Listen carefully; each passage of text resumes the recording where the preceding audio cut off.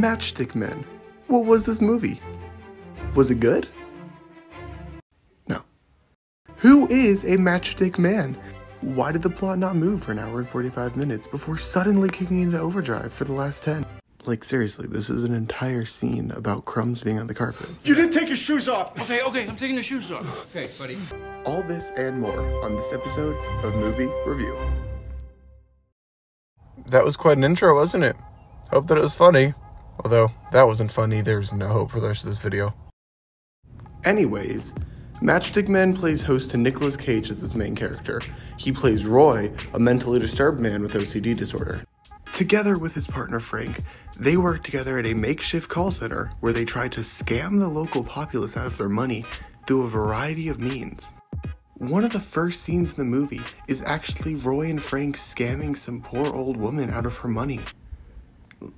How am I supposed to root for this guy? Later on in the movie, Roy ends up spilling the rest of his OCD medication in his sink. Seeing the complete and total freakout, this causes Frank suggests he go see a shrink. Before the shrink will give Roy his under-the-counter medication, he forces him to talk about his feelings for a bit. This will be important later. Sometimes foreshadowing is relatively obvious. The shrink, which apparently Roy continues to see, later gets him in contact with his long-lost daughter from his ex-wife who apparently wants nothing to do with him. Anyways, later down the line, Angela ends up staying at Roy's house. During an argument they're having, Angela tells Roy she knows he doesn't sell antiques like he claims. He, for some reason, admits that she's right, but then refuses to teach her how to scam people when she asks because, of course, he's not going to teach her.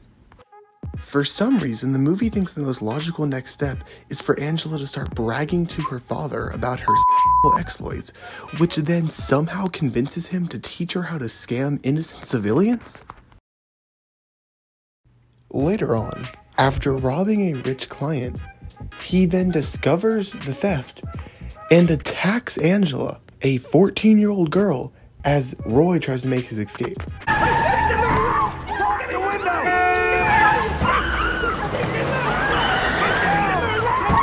So the next 20 minutes of the movie are extremely confusing, fast-paced, and all of the actual substance of the movie happens right here, so I'm just going to try to go through it in one take, and hopefully it doesn't make this 20 minutes long.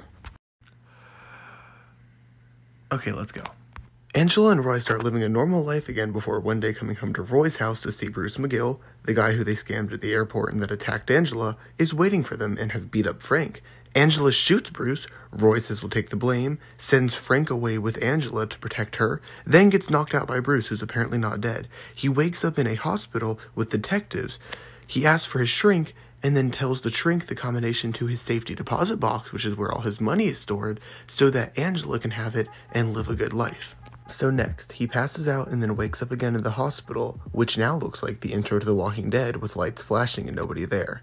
He walks outside to see he is actually on some abandoned building, and this entire hospital bit was faked. You got all that? I know it was a lot, and it didn't make sense.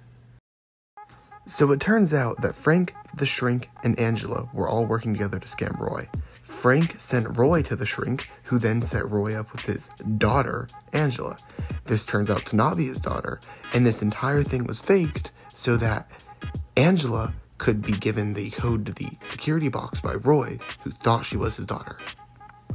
It's really convoluted, and it could have been a good movie, but it's not. Anyway, now that we talked about the movie, let's talk about how it was received. Personally, I didn't like the movie. I think you know that. But that's not the perspective of everyone.